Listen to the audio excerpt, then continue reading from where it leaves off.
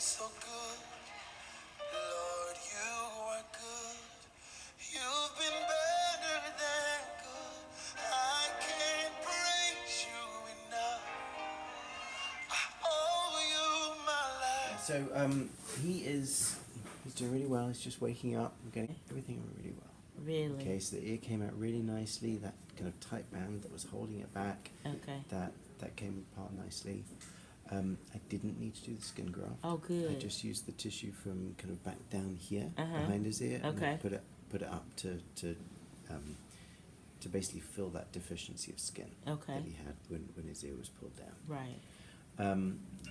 Also, I put some stitches on the back of the ear to kind of give him this top fold up here, Okay. which was a little kind of flat before. I know we talked about before having that little Y. Yeah. You did that? So I did a little bit to that Y. Okay, gotcha. Just because without it kind of it didn't give the top of his ear enough support. Got it. And so that little Y just gave him a little bit more support. Okay. Of that part of his ear, so it didn't fold down as much. Understood. And so, yeah. Okay. So that's why I did that. Okay. So what about on the left ear? Do you think it's gonna look too, I guess, awkward if one ear has it and the other one don't? I really don't think so. You know, Okay. his two ears are not going to be exactly the same. Got it. Okay. But you know, they weren't exactly the same before, and Okay. so you know, even if I do the same thing on the other one, they're not going to be exactly the same. But it doesn't really matter too much as long as they're relatively similar. Okay. And I think his are relatively similar. Okay. Because it's very rare that, you know, in social interactions we're looking at two ears at the same time anyway. So, you know, having them identical doesn't really matter. Okay. So I'm happy with how they've turned out. Okay. In terms of aftercare, obviously because I didn't need to do the skin graft, he doesn't have those kind of stitched on bolster dressings. Right. What I have done for dressings is that I've put some non-stick dressings over the top, and then some gauze, and then he's got this plastic cup over his ear, Okay. just to protect it. Okay. You know, what I don't want him to do is kind of catch his ear and kind of pull out the stitches and that are holding everything in place right now. Okay. He does need to be careful with that, probably for about 6 weeks or so. Okay. 6 weeks. Okay. Now, that doesn't mean he has to wear this big thing on his ear for 6 Right, weeks, right. but I would like him to keep it on for a week. Okay. Okay? Okay. Okay? He can shower, he can wash, he just needs to try and keep that kind of dry. Okay.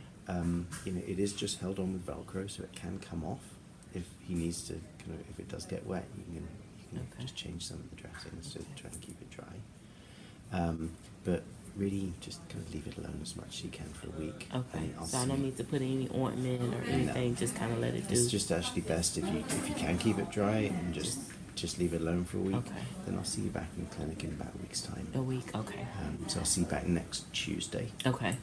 We'll just check that the tissue's all nice and healthy and that the ears kind of stayed where it's. What about scarring as far as like keloiding? Is that, So- am I saying that right? You are saying it right. You know, keloiding is kind of rare after this procedure, but it does happen. Okay. So it is something we need to look out for. You know, I'd say the chance of it is in the region of 5% or so. And so, you know, it's something we need to look out for. Okay.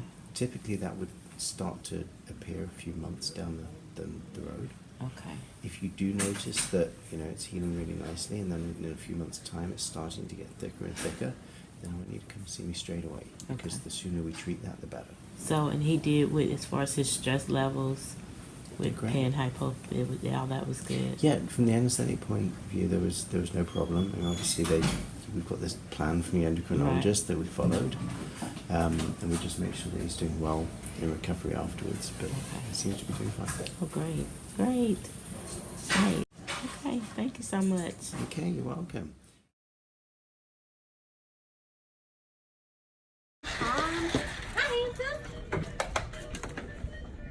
You are cute. Move you around here.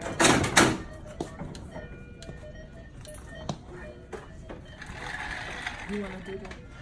Yeah, this is. Oh, they. They were supposed to write high set. But they only They said, only did he said ask for this as soon as he came out? Did he ask for this popsicle as soon as he woke up? Yeah. He was so hungry. So cute.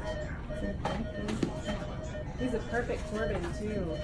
He fits you so well. It does. And then Mama, this little packet has some more information about anesthesia and a get well card in there for you. Okay, thank you. So Katie, they already gave the high set and like the Toradol at 9:30. And I didn't do anything. Mom, you take it so they went ahead and gave the OR dose. And Right. then what they told me was that you were supposed to do triple the normal dose Triple. for the first 24 hours. Okay. Does that sound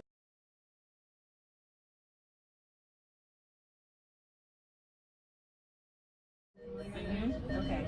And then they said after the 24 hours that it's double the normal dose until he needs less than one payment a day. Okay.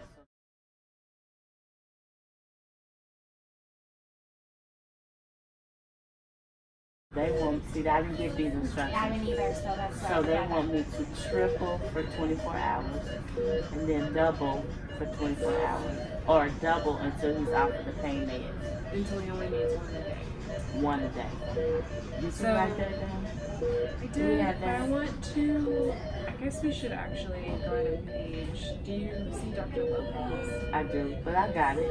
You got it? Mhm. Okay. Because that's his normal, I mean, This normal routine? no, it's not his, when he goes through when he something. goes through stress, it sounds like it's normal. We were all joking with him that he's so cute we wanted to take him home. And he's like, no. Any pain? He told me he wasn't hurting. Corbin, are you hurting? He's just passionate. We had, we did, I created a YouTube for his, because of his being diagnosed with Panhypopituitarism.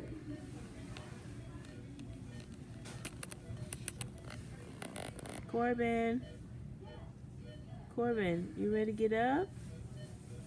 You ready to get up, baby? Corbin, where's Bobo? Where's Miss Kelly?